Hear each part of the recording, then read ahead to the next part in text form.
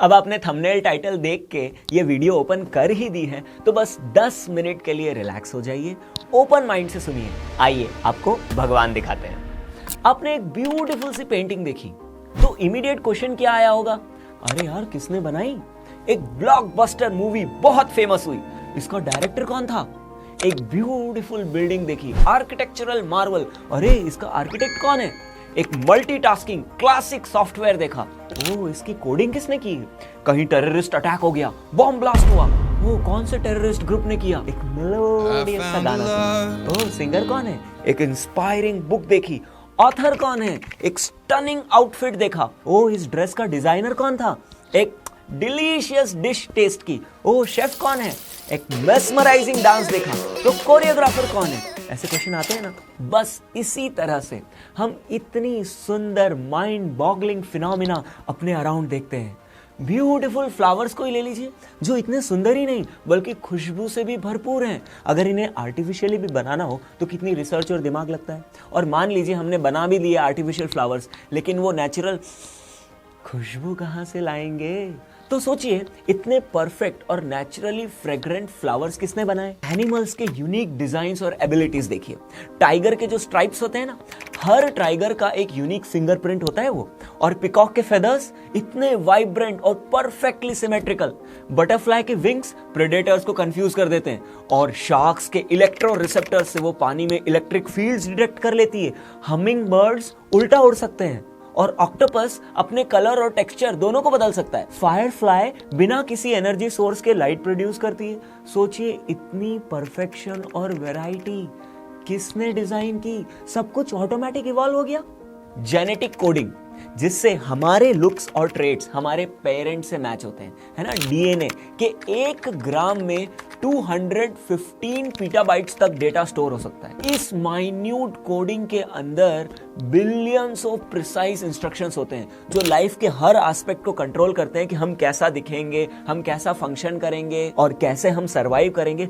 सोचिए इतनी कॉम्प्लेक्स और फ्लॉलेस कोडिंग डीएनए में किसने की? कोरल रीफ्स दुनिया की सबसे डाइवर्स इकोसिस्टम, डेजर्ट्स जहां कैक्टस बिना पानी के महीने तक सरवाइव कर जाते हैं, और रेन फॉरेस्ट दुनिया की ऑक्सीजन का 20% प्रोड्यूस करते हैं। इतना थॉटफुली डिजाइंड ब्यूटी और बैलेंस किसने बनाया?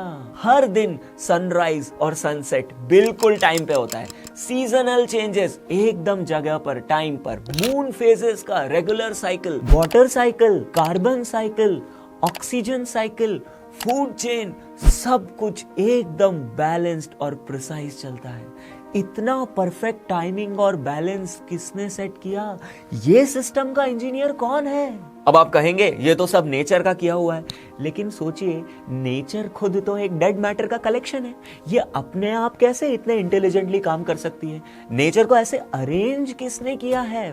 अगर हम नेचर को मदर नेचर कहते हैं तो सोचिए इसका फादर कौन है? कौन है जो इस पूरे सिस्टम को डिजाइन और कंट्रोल करता है?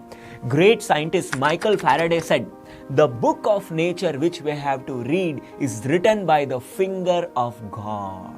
हमारी ह्यूमन बॉडी को ही ले लीजिए, एक ऐसी मशीन जो अपने आप हील करती है, डिसीजंस लेती है, इमोशंस फील करती है।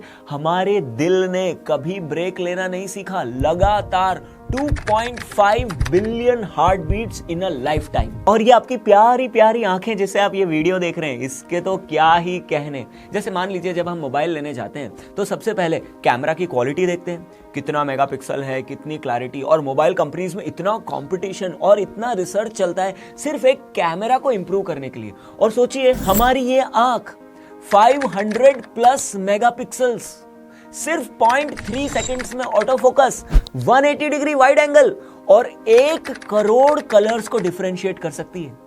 जब एक सिंपल सा कैमरा बनाने के लिए इतनी रिसर्च और दिमाग लगता है तो सोचिए इतना एडवांस्ड कैमरा हमारी आईज क्या अपने आप इवॉल्व हो गई? क्या आपका कॉमन सेंस इस बात को एक्सेप्ट करता है? तो ये सब देखकर एक ही सवाल उठता है, ये सब किसने बनाया? ये आर्ट का आर्टिस्ट कौन है? जब आर्टिफिशियल इंटेलिजेंस AI सॉफ्टवेयर की कोडिंग बनाने में इतना दिमाग लगता है, तो फिर ये सब जो नेचुरल और इतना ज्यादा कॉम्प्लेक्स है, ये किसका दिमाग है? Even greatest of the scientist Einstein said there is a perfect brain behind all the natural physical laws. MIT college के AI डिपार्टमेंट ने डिक्लेयर किया कि वर्ल्ड का सबसे सोफिस्टिकेटेड कंप्यूटर का नाम आप जानते हैं? Human brain. और ये ब्रेन इतना पावरफुल है कि एक सेकंड में 100 ट्रिलियन कैलकुलेशंस कर सकता है। जब AI बनाने के लिए, वही आर्टिफिशियल इंटेलिजेंस बनाने के लिए इतना ब्रेन, इतना इंजीनियर्स की मेहनत लगती है, तो सोचिए ये नेचुरल मोस्ट सोफिस्टिकेटेड ब्रेन की इंटेलिजेंस को डिजाइन करने में कोई दिमाग नहीं लगा होगा। बस ये तो नेचुरल है, ऑटोमेटिक हो गया सब कुछ, बाय चांस है, ऐसे बोल के छोड़ सकते हैं क्या आप? कैल्विन ने एक बार कहा था, if you think strongly enough you will be forced by science to believe in God. चलो एक स्पेस टेक्नोलॉजी की बात कर लेते हैं। एक छोटी सी आर्टिफिशियल सैटेलाइट को ऑर्बिट में मेंटेन करने के लिए वर्ल्ड के टॉप साइंटिस्ट 24/7 कंट्रोल रूम में लगे रहते हैं। उसका स्पीड, ओरिएंटेशन और स्पिन 1 इंच भी अगर ऊपर नीचे हुआ तो मिशन फेल हो जाता है। और स्पेस मिशन का तो सक्सेस रेट ही 50% से कम है। अब सोचिए, आप खुद एक सैटेलाइट पर बैठ के वीडियो देख रहे हैं। देखिए देखिए, कौन सी है ये सैटेलाइट? अर्थ, सन की सैटेलाइट है। और इसका वेट और स्पीड, मान लीजिए एक कार 150 किलोमीटर पर आवर पे भी चल जाए ना, तो आपको इतना वाइब्रेशन और एनर्जी फील होता है ना उसमें। एक बुलेट जो है ना, fastest bullet 5000 kilometre per hour की स्पीड से फायर होती है। मान देखा ना कितनी स्पीड से जाती है बुलेट, और उसका थ्रिल देखो। लेकिन 6 × 10⁻21 मेट्रिक टन्स की अर्थ और इतने सारे प्लैनेट्स करोड़ों सालों से 1 लाख किलोमीटर पर आवर की स्पीड पे परफेक्ट बैलेंस में रिवॉल्व कर रहे हैं बिना किसी गलती के। जब एक आर्टिफिशियल सैटेलाइट को घुमाने के लिए इतना ब्रेन लगता है साइंटिस्ट का, तो ये अर्थ और इससे भी मेनी टाइम्स बड़े प्लैनेट्स रोटेट कराने के लिए किसका जीनियस ब्रेन है? अपने आप हो रहा है सब कुछ। साइंस में हम ग्रेविटी, प्रोजेक्टाइल मोशन, थर्मोडायनामिक्स ऐसे लॉज को पढ़ते हैं जो साइंटिस्ट ने डिस्कवर किए हैं। लेकिन इन लॉज को सेट और डिजाइन किसने किया? जैसे एक बॉल को आप हवा में फेंकते हैं, हम जानते हैं ना 45 डिग्रीज को फेंकेंगे तो प्रोजेक्टाइल मोशन को वो फॉलो करती है, तो वो सीधा नीचे क्यों नहीं गिर जाती? वो उस लॉ को फॉलो क्यों करती है? साइंटिस्ट ने डिस्कवर किया। लेकिन ये सिस्टम बनाया कैसे ये सब एक कोइंसिडेंस हो गया? जैसे लुईस पास्चर, जिसने पास्चराइजेशन ऑफ मिल्क इन्वेंट किया था, वो कहते हैं, the more I study nature the more I stand amazed at the work of God. Science brings man nearer to God. और आपको पता है, ऐसे यूनिवर्सल कांस्टेंट्स हैं जैसे gravitational constant, speed of light, Planck constant, जो पॉइंट डेसिमल वैल्यू से भी कम ज्यादा हो जाए ना, तो पूरे यूनिवर्स का स्ट्रक्चर, मैटर और लाइफ का एग्जिस्टेंस मुश्किल हो जाता। ये कांस्टेंट का परफेक्ट बैलेंस ही हमारे यूनिवर्स को स्टेबल बनाता है। तो ये इतनी फाइन ट्यूनिंग किसने की? कॉमन सेंस से कंक्लूड कर सकते हैं कि कोई तो मेगा क्रिएटर है, और उसी को स्क्रिप्चर्स में भगवान कहते हैं। जन्माद्यस्य यतः, he is the original source and cause of everything. Krishna Gita में कहते हैं, मत्तः परतरम नान्यत् अहम सर्वस्य प्रभवो मत्तः सर्वम प्रवर्तते। मुझसे सब कुछ एमिनेट होता है। और ये जो इतनी ब्यूटीफुल चीजें आप नेचर में देख रहे हैं ना, मम तेजोंश संभव, ये सब भगवान की ग्लोरीज का एक छोटा सा स्पार्क है। तो अब भगवान दिखेंगे कैसे? पॉइंट पे आते हैं। सोचिए, आप हाईवे पे मस्त कार चला के जा रहे हैं और अचानक से बोनट में से आपको धुआं निकलने लगता है। गाड़ी चलना बंद, आपने बोनट खोला, कुछ समझ नहीं आया क्या करना है। आपने मैकेनिक को कॉल किया, वो आया, उसने भी वही बोनट खोला, कुछ किया और कार स्टार्ट। आपने और मैकेनिक ने सेम बोनट खोला, आपको कुछ पहले नहीं पड़ा, मैकेनिक ने कार को ठीक कर दी। अब आपके और मैकेनिक के देखने में क्या डिफरेंस है? बोनट देखना उसने सीखा है, ही इज क्वालिफाइड। अब एक मशीन को समझने के लिए क्वालिफिकेशन की जरूरत पड़ती है, तो भगवान को देखने के लिए, अरे प्राइम मिनिस्टर तो छोड़ो, आपको कोई छोटे से मंत्री से भी मिलना हो तो कुछ तो क्वालिफिकेशन लगती है।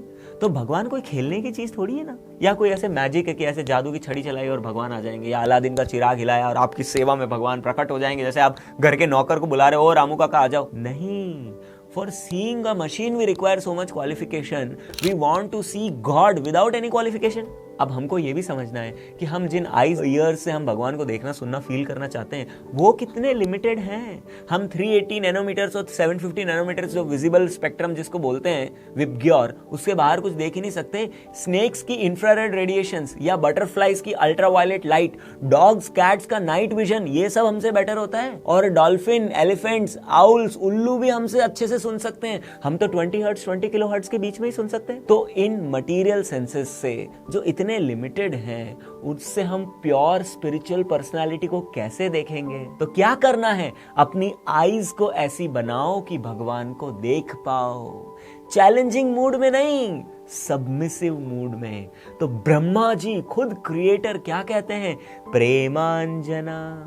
जब आप अपनी आंखों में भगवान के प्रेम का काजल लगाओगे तो उन आंखों से भगवान को देख पाओगे। और भगवान को जानेंगे कैसे? भगवान, क्योंकि कृष्णा कहते हैं भगवद गीता में, नाहम प्रकाश सर्वस्य, मैं कॉमन लोगों को कभी नहीं दिखता, मेरी योग माया का कर्टन उसके पीछे रहता हूं मैं। तो भगवान के दर्शन कैसे होते हैं? वो डायरेक्टली गीता में 3 जगह बताते हैं। मद भक्त एतद् विज्ञाय भक्त्या लभ्यस्त्वनन्या भक्त्या माम अभिजानाति भक्तोसी में सखा चेती। मेरे भक्त बनो तो तुम मुझे देख पाओगे, मुझे सुन पाओगे, मुझे जान पाओगे। So become a devotee of God by chanting His names and hearing about Him, and you will see God face to face. Hare Krishna.